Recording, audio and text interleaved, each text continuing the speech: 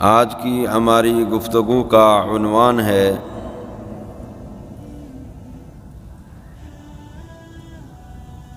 تربیت اولاد،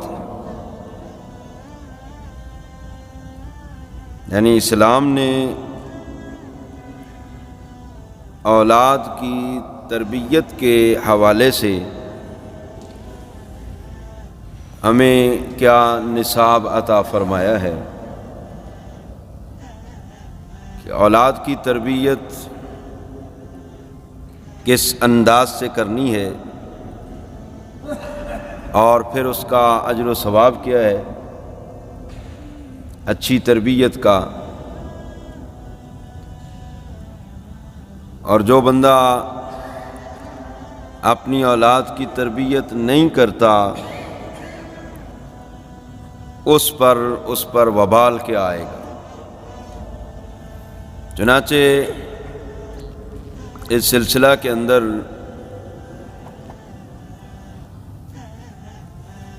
سورہ لقمان میں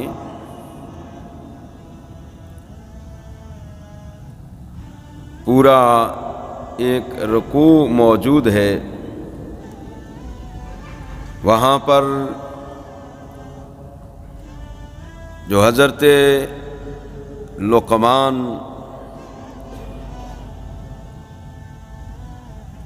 اصح قول کے مطابق یہ نبی نہیں تھے، حکیم تھے۔ ان کی جو اپنے بیٹے کو پند و نصیحت تھیں، اللہ پاک نے ان کو قرآنی آیات کے اندر قرآن میں نازل فرمایا ہے۔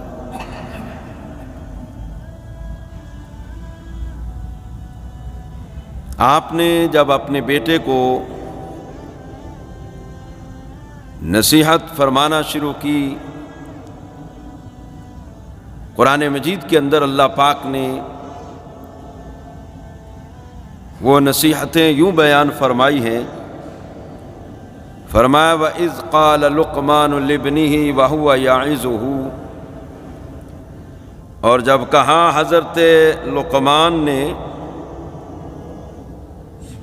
اپنے بیٹے کو اس حال میں کہ وہ اپنے بیٹے کو نصیحت واعظ فرما رہے تھے کہ یا بنی لا تشرک باللہ، سب سے پہلے حقوق اللہ سمجھایا ہے کہ اللہ کے ساتھ میرے بیٹے کسی کو شریک نہیں ٹھہرانا۔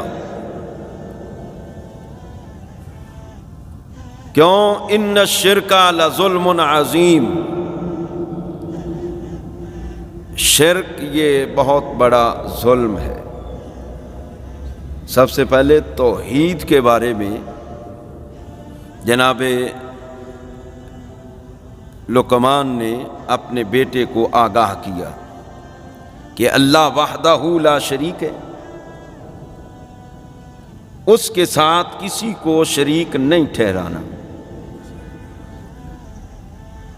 حقوق اللہ پہ جب بات فرمائی اس کے بعد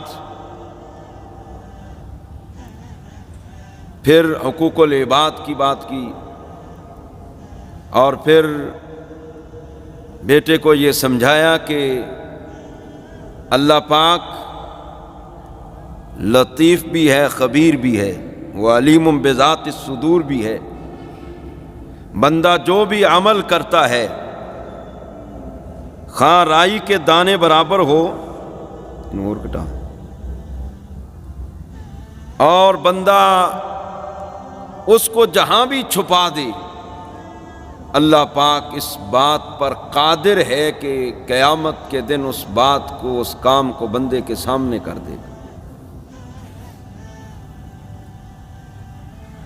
ایک مقام پر تو اللہ پاک نے فرمایا نا فَمَن يَعْمَلْ مِثْقَالَ ذَرَّةٍ خَيْرًا يَرَهُ وَمَن يَعْمَلْ مِثْقَالَ ذَرَّةٍ شَرًّا يَرَهُ، جس نے رائی کے دانے برابر بھی کوئی اچھا کام کیا، قیامت کے دن وہ اپنے سامنے اس کو دیکھے گا، اللہ پاک اس کو دکھائے گا، نامہ اعمال جب کھلے گا سب کچھ سامنے آ جائے گا۔ اور رائی کے دانے برابر بھی اگر گناہ ہوا، اللہ کی عدالت جب قیامت کے دن لگے گی تو بندے کا گناہ بھی اس کے سامنے آ جائے گا۔ پھر حضرت لقمان کی جو نصیحت ہے وہ بھی اللہ پاک نے ان الفاظ میں بیان فرمائی، یا بنی انہا ان تک مثقال حبۃ من خردل فتکن فی صخرۃ او فی السماوات او فی الارض یأتی بہا اللہ۔ اے میرے بیٹے، اگر کوئی بندہ کوئی گناہ کرتا ہے یا نیکی کرتا ہے، وہ رائی کے دانے برابر ہو، اور بندہ فتکن فی صخرۃ او فی السماوات او فی الارض، بندہ کسی چٹان کے اندر اس کو چھپا دے، زمین میں چھپا دے، آسمانوں میں چھپا دے، اللہ اس بات پر قادر ہے، یأتی بہا اللہ، قیامت کے دن اللہ پاک اس کو نکال کے بندے کے سامنے کر دے گا۔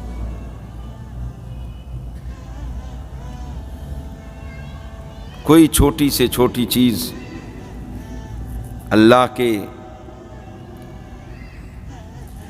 علم سے باہر نہیں ہے، بڑی سے بڑی چیز بھی اللہ کے علم سے، اللہ پاک کا علم، جس طرح وہ ذات ابدی ہے، دائمی ہے، قدیمی ہے، اس کا علم بھی ابدی ہے، دائمی ہے، قدیمی ہے، اور ہر شے کو اس کا علم محیط ہے۔ اللہ کے علم کے باہر کوئی شے نہیں ہے۔ اگر چھوٹا سا بھی کسی نے گناہ کیا، یہ حضرت لقمان علیہ السلام اپنے بیٹے کو نصیحت فرما رہے ہیں، اس کو جہاں بھی چھپا دے، یأتی بہ اللہ، قیامت کے دن اللہ پاک اس کو لے آئے گا۔ وہ بندے کے ہر عمل سے باخبر ہے۔ اللہ بما تعملون خبیر، جو کچھ تم کرتے اللہ پاک اس سے باخبر ہے۔ وما اللہ بغافل عما تعملون، اللہ پاک بندے جو بھی کرتے ہیں ان سے بے خبر نہیں، اللہ باخبر ہے۔ اس کی شان ہے لا تأخذہ سنۃ ولا نوم، نہ اس کو نیند آئے نہ اونگ آئے۔ اس کی شان کے لائق ہی نہیں کہ اس کو تھکاوٹ ہو جائے۔ اللہ ہے، قدرتوں والا ہے، شانوں والا ہے، ہر شے اس کے سامنے ہے۔ وہ علیم بذات الصدور ذات ہے، دلوں کے اندر جو بات چھپی ہوتی ہے اللہ پاک تو اس کو بھی جانتا ہے۔ اس لیے آپ نے اپنے بیٹے سے فرمایا، بیٹا یہ تربیت فرما رہے ہیں، اللہ پاک نے قرآن میں آیات نازل کی، پڑھ کے سنا رہا ہوں، تو قرآن پر عمل کا یہ تقاضا ہے کہ اپنی اولاد کو یہ آیات پڑھ کے سنائی جائے کہ اللہ کے احکام کیا ہیں۔ بیٹا جو بھی کرو گے قیامت کے دن اللہ پاک اس کو سامنے کر دیں گے۔ پھر آپ نے اپنے بیٹے سے فرمایا، یا بنی اقیم الصلاۃ، بیٹا نماز قائم کرنی ہے، وامر بالمعروف، نیکی کا حکم دینا ہے، وانہا عن المنکر، برائی سے روکنا ہے، واصبر علی ما اصابک، اب زندگی ہے، زندگی میں اتار چڑھاؤ آتا ہے،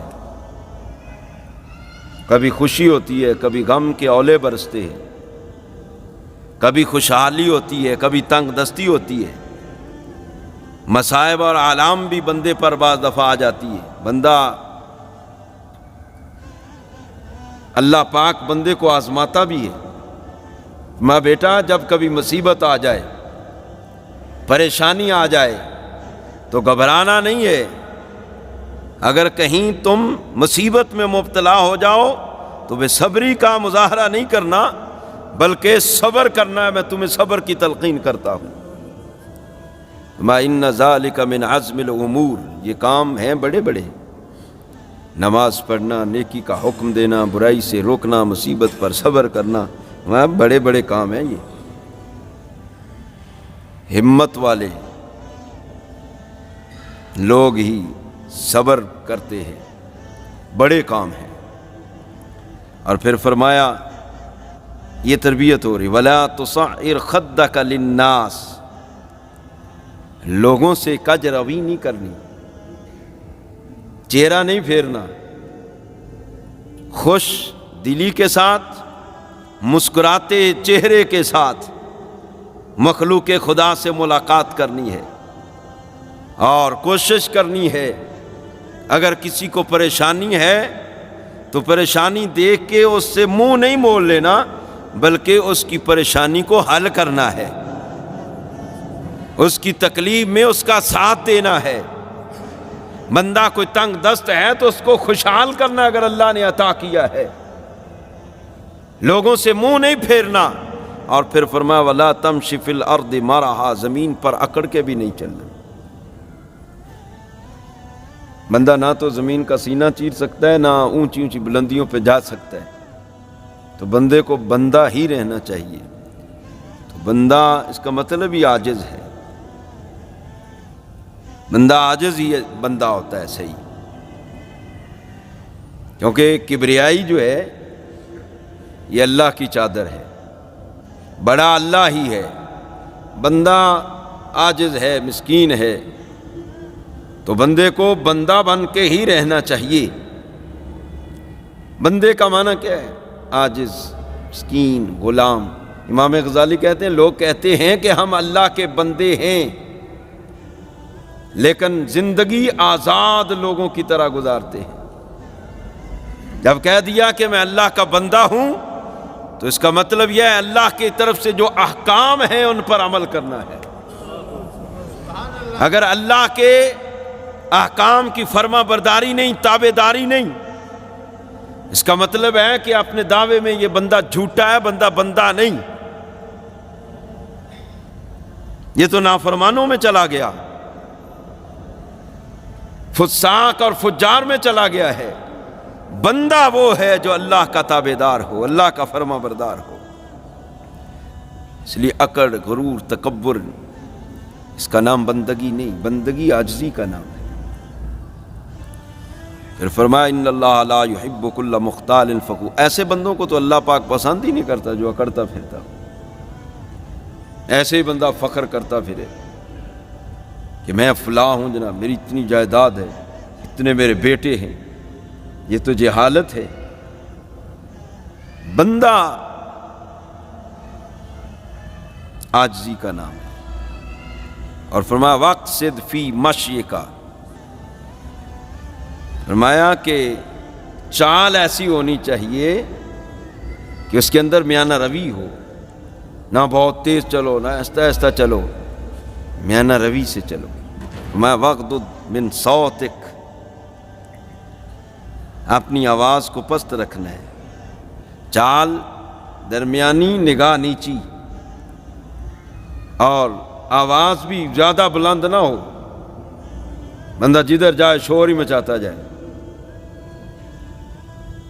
بعض لوگ تو مسجدوں میں بھی نہیں، یہ جہالت ہوتی ہے، ایک طرف لوگ نماز پڑھ رہے ہیں، دوسری طرف وہ اپنا جناب فون آ گیا تو وہ مسجد کے اندر ہی سننا شروع کر دیتے، یا فون، حالانکہ ہر مسجد میں یہ لکھا ہوا، بھی ہماری مسجد میں لکھا ہوا ہے کہ نماز کے اوقات میں اپنے موبائل بند کر دیں۔ لوگ دیکھتے بھی ہیں، موبائل ہوتا بھی ہے، شعور بھی ہے، لیکن توجہ نہیں دیتے۔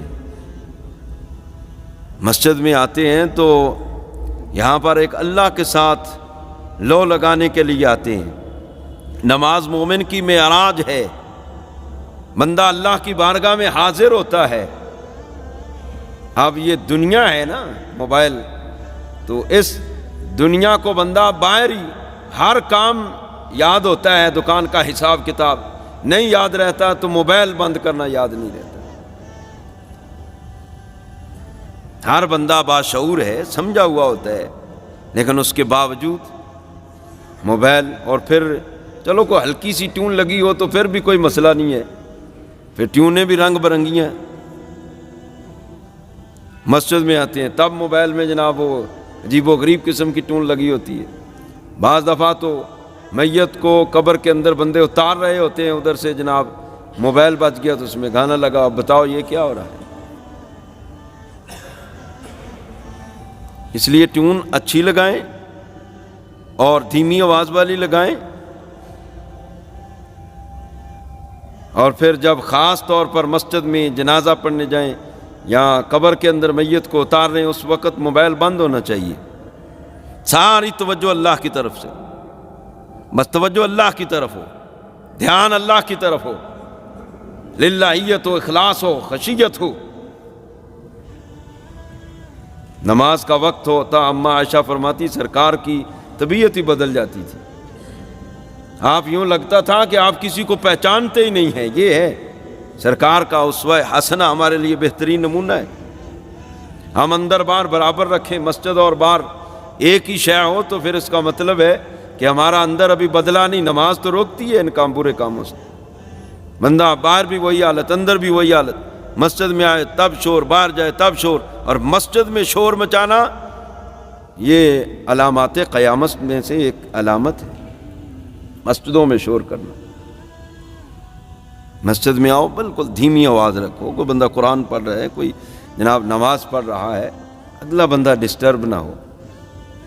اور یہ مسجد کے ماحول کو بالکل، بعض دفعہ بندے آتے ہیں مسجد میں، ان کی جرابیں جناب انہوں نے پہنی ہوتی ہیں، یہ کوئی بیماری ہوتی ہے شاید، بڑی سمیل آتی ہے، بدبو آتی ہے، ہو سکتا ہے اس کو خود کو تو نہیں آتی، لیکن ساتھ والا بندہ ڈسٹرب ہو جاتا ہے، پچھلا بندہ بھی ڈسٹرب ہو گیا، 2-3 ساتھ والے بھی گئے، پچھلا بھی گیا۔ وہ ان کا تو نماز، وہ تو سکون لینے کے لیے آئے تھے، الٹا تیری وجہ سے وہ بد سکون ہو گئے، ان کا سکون ہی چلا گیا۔ اس لیے جس کو یہ بیماری ہو کہ اس کی جرابوں سے بدبو آتی ہے، تو وہ باہر اتار کے آئے، پاؤں دھو کر مسجد میں داخل ہو۔ یہ مسجدیں، سرکار نے فرمایا احب البلاد الی اللہ مساجدہا وابغض البلاد الی اللہ اسواقہا، فرمایا مساجد اللہ پاک کو پوری روئے زمین پر، یہ مساجد ایسے گھر ہیں، ایسی جگہیں ہیں اللہ پاک کو محبوب ترین ہیں سب جگہوں سے، سب گھروں سے، سب سے زیادہ گھر زمین پر جو بلڈنگ ہے، عمارت ہے، جگہ ہے جو محبوب ہے اللہ پاک کو، وہ مسجد ہے۔ اور سب سے زیادہ مبغوض، یعنی اللہ پاک کو جو ناپسند جگہ ہے، وہ بازار ہے۔ بازار اللہ پاک کو ناپسند ہے، ضرورت کے تحت جاؤ، بس اپنا کام کر کے واپس آ جاؤ، گھومنے پھرنے کے لیے نہیں جانا چاہیے۔ یہ ناپسند جگہ، پسند جگہ مسجد ہے۔ جس طرح ہم آسمان پر یہ ستارے رات کو چمکتے ہوئے دیکھتے ہیں نا، تو آسمانی مخلوق جو ہے جب زمین پر دیکھتی ہے، انہیں یہ مسجدیں تاروں کی طرح چمکتی ہوئی نظر آتی ہیں۔ یہ مسجد ہے۔ کل قیامت کے دن اللہ پاک ساری مساجد کو جنت میں پہنچائے گا، ساری مسجدیں جنت میں جائیں گی۔ قرآن میں آتا ہے نا یومئذ تحدث اخبارہا، قیامت کے دن زمین خبریں دے گی۔ تو مسجد کے جس حصے میں آپ نے نماز پڑھی ہوگی، وہ حصہ خبر دے گا نا، مولا یہاں بھی نماز پڑھی، وہاں بھی پڑھی، وہاں بھی پڑھی، وہاں بھی پڑھی، مولا اس نے ساری زندگی گزاری ہے، اس نے مسجد کا کوئی کونا چھوڑا ہی نہیں جہاں اس نے نماز نہ پڑھی ہو۔ مسجد کا جو ماحول ہے، ڈسپلن ہے، یہ معذرت کے ساتھ بزرگوں کے ساتھ، یہ جو کرسیوں پر بیٹھ کے نماز پڑھتے ہیں، ان کو بھی چاہیے کہ وہ سائڈ پہ بیٹھا کریں، ایک ڈسپلن ہوتا ہے۔ ایک بندہ کرسی پہ بیٹھا ہوا ہے، ساتھ والے وہ اگر زیادہ ڈسٹرب نہ، تو ان کا خیال اس طرف ضرور جائے گا۔ یہ کرسیوں والے جو ہیں وہ بالکل سائڈ پہ رہا کریں، معذوری ہے، بوڑھے ہیں، جو بندہ کرسی کے بغیر نماز پڑھ سکتا ہے، اس کو کوشش کرنی چاہیے کہ وہ کرسی کے بغیر پڑھے، جو پڑھ سکتا ہے بیٹھ کے پڑھ لے آسانی کے ساتھ، جیسے بیٹھ سکتا ہے۔ تو یہ تو ایک نیا رواج بن رہا ہے، تھوڑا سا کسی کو مسئلہ ہوا بس کرسی پہ بیٹھ گئے۔ انتہائی مجبوری میں بندے کو شریعت اجازت دیتی ہے۔ بہرحال میں عرض یہ کر رہا تھا کہ انسان، حضرت لقمان اپنے بیٹے کو نصیحت فرما رہے ہیں، بیٹا زمین پر چلنا ہے اکڑ کے نہیں، متکبر اللہ کو پسند نہیں، کس طرح چلنا ہے. یہ جو متکبر بندہ ہوتا ہے نا، حدیث پاک کے اندر آتا ہے قیامت کے دن اس کی حالت کیا ہوگی. یہ چیونٹی کتنی کو ہوتی ہے. آج جو بندہ اپنا سر اس طرح جناب اوپر رکھ کے ناک اونچی کر رہا ہے نا، اور مخلوق خدا کو خاطر میں نہیں لاتا، کسی غریب آدمی کو کچھ سمجھتا ہی نہیں، اسے نظر ہی نہیں آتا، نہ غریب بندہ نظر آتا ہے، نہ غریب رشتہ دار آتا ہے، اور اتنا اکڑا ہوا ہے. کل قیامت کے دن یہ متکبرین یہ چونٹیوں کی طرح ہوں گے، ان کی یہ حالت ہوگی. تکبر عزازیل راخار کرد و زندان لعنت گرفتار کرد. یہ ابلیس کو عزازیل اس کا نام تھا. کس نے لعنتی بنایا ہے؟ تکبر نے اس کو ملعون کیا ہے. یہ تکبر کی وجہ سے مارا گیا. سب سے بڑا گناہ، سب سے پہلا گناہ ہے تکبر. تکبر اور حسد یہ بڑے گناہ ہیں. اس نے حسد ہی کیا تھا، تکبر ہی کیا تھا، اپنے آپ کو بڑا کہا تھا.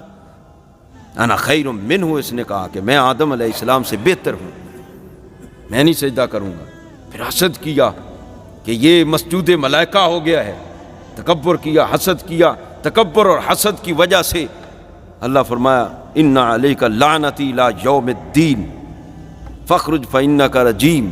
یہ اللہ پاک نے اس کو فرمایا تو نکل جا یہاں سے، تو مردود ہے میری بارگاہ کا، اور قیامت تک تیرے گلے میں ہم نے لعنت کا طوق ڈال دیا ہے، اور تو لعنتی اور مردود ہے. اس کو اتنی ذلت کیوں اٹھانی پڑی؟ تکبر کی وجہ سے. یہ عبرت ہے، درس ہے ہمارے لیے. حضرت لقمان بیٹے سے کہہ رہے ہیں بیٹا تکبر نہیں کرنا، غرور نہیں کرنا، زمین پر چلنا ہے، شائستگی سے چلنا ہے، نظریں جھکا کے چلنا ہے، آواز کو پست رکھنا ہے.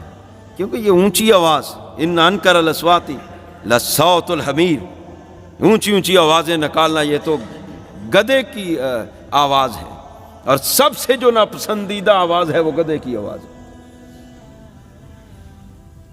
اس لیے ایسے نہیں بندہ اونچی اونچی بولتا رہے، بڑا تحمل کے ساتھ، عاجزی کے ساتھ گفتگو کرے. انسان کی انسانیت جو ہے نا، اس کی زبان کے نیچے چھپی ہوئی ہے. بندہ جب تک خاموش رہتا ہے، ویسے بھی پاک کے اندر آتا ہے کہ جو بندہ خاموش رہا وہ نجات پا گیا. جب تک خاموش رہتا ہے تو اس کی پرسنالٹی ہے، اس کا وقار ہے، بولتا ہے تو پتہ چل جاتا ہے یہ کیا ہے. اس لیے جو بولو اچھا بولنا چاہیے.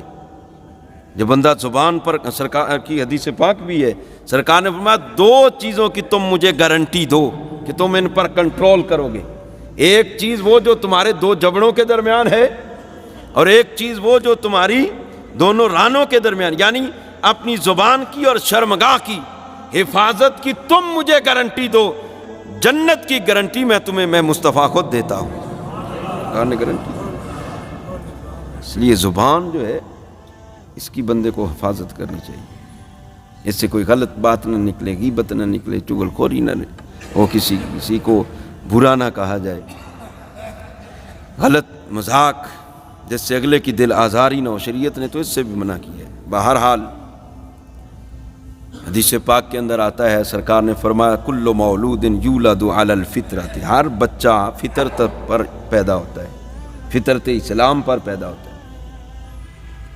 بچہ صاف دل ہوتا ہے، وہ خواہ کسی کے گھر پیدا ہو. جو بھی نو مولود ہے وہ فطرت اسلام پر پیدا ہوتا ہے. اب بعد میں اس کے والدین کی تربیت کا اثر ہے. سرکار فرماتے ابواہ یحودانہ او ینصرانہ او یمجسانہ، اس کے والدین ہیں، اگر وہ یہودی ہیں تو رنگ یہودیت کا چڑھ جائے گا، عیسائی ہیں تو رنگ عیسائیت کا چڑھ جائے گا، اور مجوسی ہیں تو رنگ مجوسیت کا چڑھ جائے گا، مسلمان ہیں تو اولاد پر رنگ اسلام کا چڑھے گا. یہ تو گھر کے اندر جیسا بچے کو ماحول میسر آئے گا، بچے کی عادات، اس کی خصلتیں، اس کا اٹھنا بیٹھنا ویسا ہی ہوگا. گھر مسلمان کا ہے، بچہ پیدا ہو گیا، اب جوں وہ آنکھ کھول رہا ہے، شعور کی طرف جا رہا ہے، وہ دیکھتا ہے کہ میرے والدین یہ تو 5 وقت اللہ کی بارگاہ میں کھڑے ہوتے، کبھی اس کی آنکھ کھل جاتی ہے تہجد کے وقت، دیکھتا ہے کہ والدین اس وقت بھی مصلی پہ کھڑے، دیکھتا ہے کہ والدین جھوٹ نہیں بولتے، کسی کی غیبت نہیں کرتے، چغل خوری نہیں کرتے، کسی کا حق نہیں کھاتے، حرام کا مال گھر میں نہیں لے کر آتے۔ اب بچے کے دماغ کے اندر وہ ساری چیزیں ریکارڈ ہو رہی ہیں، اور ماں کی گود بچے کی پہلی درسگاہ ہے، وہاں سے اس نے اپنی تربیت کا آغاز کرنا ہے۔ اب ماں باعمل ہے، با کردار ہے، نیک ہے، صالحہ ہے، متقیہ ہے، پرہیزگار ہے، تو اس کے اثرات، اس کے دودھ کے اثرات ایسے ہوں گے کہ بچہ خود بخود باادب ہوتا جائے گا۔ بچے کی صورت سے، اس کی سیرت سے اسلامی رنگ نظر آئے گا، پھر جوں جوں وہ بڑا ہوگا اس کی عادات، اس کی خصلتیں اسلام کے مطابق ہوں۔ اگر گھر کا ہی ماحول جناب ویسا ہے کہ نہ وہاں پر نماز کا کوئی رواج ہے، نہ وہاں پر کوئی حلال حرام کی تمیز ہے، نہ وہاں پر اسلامی تعلیم کا اہتمام ہے، نہ بچوں کو کہا جا رہا ہے، دنیا کی سہولتیں سب لا کر دی جا رہی ہیں، بچہ کہتا ہے جی لیپ ٹاپ چاہیے، وہ آ گئے، جی LCD چاہیے، وہ لگ گئی، بڑی سے بڑی لگ گئی ہے، جی کمپیوٹر چاہیے، وہ بھی آ گیا، نیٹ چاہیے، وہ بھی آ گیا، تعلیم میں نے فلاں جگہ پر حاصل کرنی، چلو وہاں چلے جاؤ، لاکھوں روپیہ خرچ کر دیا ہے، لیکن جب وہ پڑھ لکھ کے فارغ ہوا تو باپ کو کہے کہ تجھے کس چیز کا پتہ، تجھے پتہ ہی نہیں ہے ترقی کیا ہوتی ہے، تو وہ ساری کی ساری بتاؤ مجھے، وہ کس کھاتے میں گیا وہ خرچہ جو اتنا کیا ہے۔ وہاں تو اف کہنا بھی منع ہے والدین کے سامنے، جھڑکنا مارنا تو دور کی بات ہے۔ بچہ جب سیٹل ہوا ہے، والدین کو پرانے مکانوں میں ہی رکھا ہے، خود نئے مکان میں شفٹ ہو گیا ہے، تو پھر ایسی اولاد کا فائدہ ہے؟ اور ایسا ہوتا ہے معاشرے میں۔ خواجہ صاحب آپ دیکھ رہے ہیں، ممکن ہے آپ نے کوئی یہ مشاہدہ کیا ہو، خود بڑے ٹاؤن میں جا رہا ہے بچہ، والد وہی ہے، اپنا لباس بھی اچھا آ گیا ہے، اللہ کی سرکار نے بڑی، اور اللہ کا قرآن آپ دیکھیں جگہ جگہ پر اللہ پاک نے والدین کی عظمت کی بات کی، ان کے حقوق کی بات کی ہے، ان کے ساتھ حسن سلوک کی بات کی ہے۔ تو یہ سارا وبال کیوں آتا ہے کہ بچپن سے ہی ہم نے نا، وہ جب بالکل کچی لکڑی تھی ہم نے اس کو سیدھا کیا ہی نہیں، کچی لکڑی سی، بچے کو بچپن میں جو سکھایا جاتا ہے اس کو کہتے ہیں پتھر پہ لکیر، اور بچپن کی عادتیں اعلیٰ حضرت رحمۃ اللہ علیہ نے لکھا ہے وہ بڑھاپے تک نہیں جاتی۔ تو بچپن میں آپ نے اپنی اولاد کو اچھی خصلتیں سکھا دیں، دین اس کو سکھایا ہے، وہ بندہ خواہ کسی عہدے پر بھی چلا جائے لیکن دین کو وہ پس پشت نہیں ڈالے گا، دین کو آگے ہی رکھے گا، کیونکہ اس کے خون کی ہر جناب بوند کے اندر دین اسلام کی محبت رچ بس چکی ہے۔